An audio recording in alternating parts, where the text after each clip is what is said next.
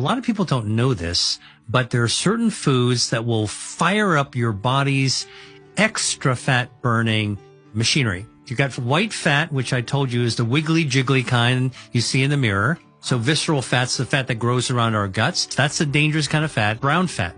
Brown fat is not wiggly jiggly. So it is true, visceral fat is more harmful to our health, whereas subcutaneous fat, which sits below the skin, is less so. Now, brown fat, on the other hand, is a bit different. Brown fat is much more active and helps us control our body temperature. The reason it's brown is actually because it has more mitochondria, which we all remember is...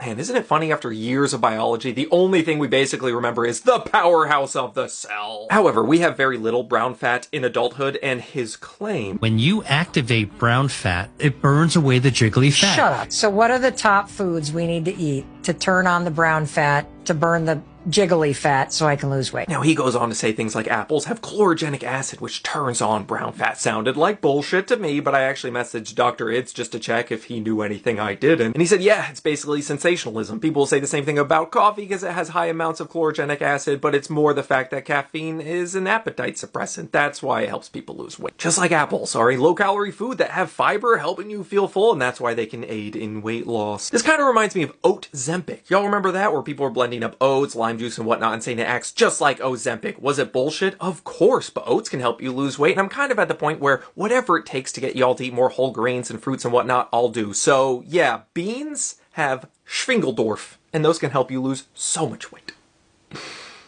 Okay, bye.